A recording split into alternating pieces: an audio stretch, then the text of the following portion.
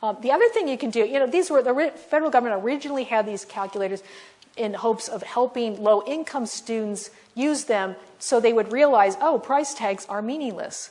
But who's using them are affluent families. Because, they're the savvy shoppers, and there's a lot of examples of how they're using them. One is, I was talking to a dad who said that his son wanted to apply early decision to Northeastern, so he decided to use the calculator, and he got into like a 310 on his kid's SAT.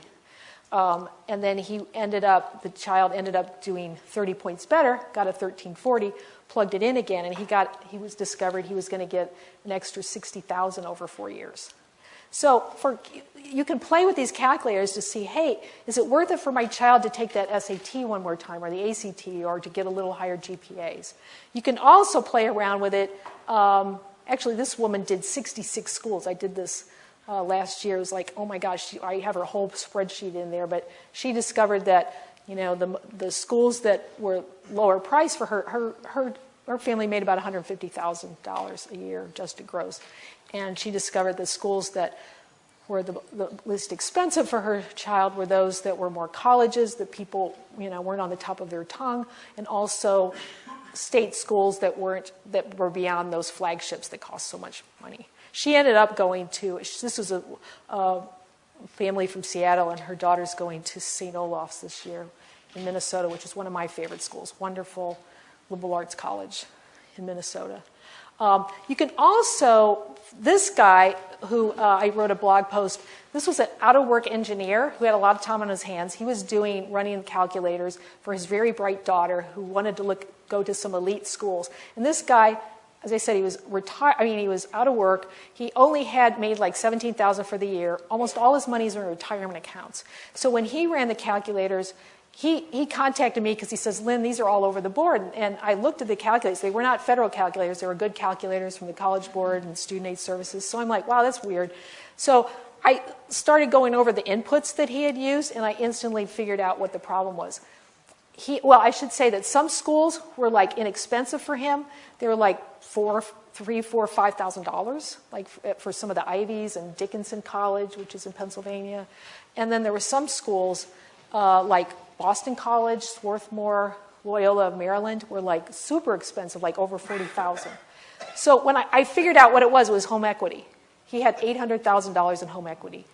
And that made the difference. At some schools, they weren't going to hold it against him because he didn't have a job. Other schools were like, tough luck. I guess they wanted you to sell the house. I don't know. So those are the kind of things that you can find out when schools typically aren't going to, like to talk about that, of how they deal with home equity. You can pick it up on a net price calculator. Okay. Now I want to talk about how investments hurt financial aid chances, because I think a lot of people kind of obsess unnecessarily on, oh, my money for college is in a certain kind of account, and maybe it should be moved over to another account, or, it's bad to be in 529s. A lot of that is just, you don't have to worry about it. It hardly ever matters. In fact, only 7% of families have enough wealth that counts, and a lot of wealth isn't counted, that it impacts financial aid at all. Okay, it's rare, and I'll explain why.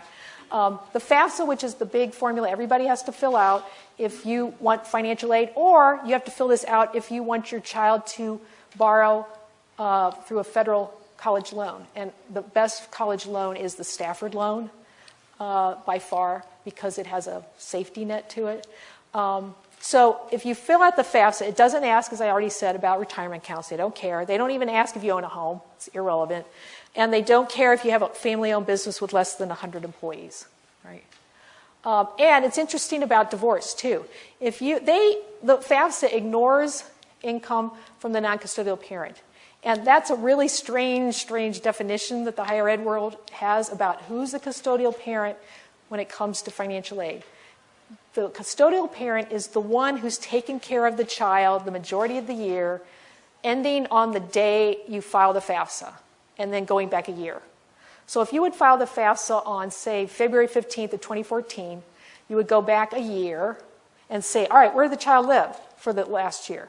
And whatever parent the child lived with for like 6 months and a day, that's the custodial parent. It doesn't matter who's paid child support or who has claimed the kid on the taxes. It's just where did that child live the majority of the year. And this could really benefit families where one ex-spouse makes considerably more than the other. You know, like if you have a mom who's a physician and the dad's a teacher, ideally you'd want the child to live with the teacher, and then the teacher's income would be the only one who would be declared on the FAFSA. Now, if the teacher or the custodial parent gets remarried, then that new spouse's income will also be reported. Okay.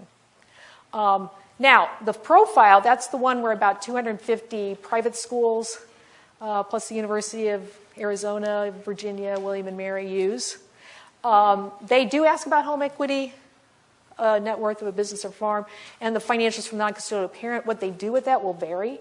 And if you're wondering what are these profile schools, you can find them. Just type in profile in Google, and you'll find profile. It's actually on the College Board, and you can get a list of all of the schools, profile schools, as well as a list of which ones use the non-custodial parent profile, because some of these schools don't ask about the non-custodial parents' finances. Okay. So what does all of these aid formulas do care about? Okay, is your taxable investments, your college accounts, and your child assets. Okay. So one reason why a lot of people don't have assets that are going to impact financial aid is, one, because a lot of people have their money in retirement accounts. But for taxable money, they also automatically get, when they file the FAFSA, they get an income, an asset protection allowance, and it's based on the age of the oldest parent. The older you are, the closer you are to retirement, the amount of money you can shield from the financial aid formula goes up. So I'm going to use the example of a 55-year-old. You can shelter $46,800, okay, from financial aid formula. So let's say that this 55-year-old parent the family has saved $100,000, right? So you would subtract the $46,800, your asset allowance, and you would get $53,200. Okay. So what would you do with that? You would multiply that by 5.64%, because all parent assets are assessed at 5.64%. Okay. So when you do that, you get $3,000. So what does that mean? It means your expected family contribution would go up by $3,000. So clearly, I think this illustrates it's always really good to save for college, because would you rather have $100,000 or that your EFC is lower by $3,000? And even if it was, that doesn't mean that your school's going to give you $3,000 in grants. So all these issues of worried about saving for college and how that's going to, bite you, it's really, irrelevant. The more you save, I think, the better, and you're just going to have more options. And if you've saved so much that you're not going to qualify for financial aid, or good for you, you're going to have more choices. Okay? And if you save so much, you'll have more choices, and just look for schools that give merit scholarships.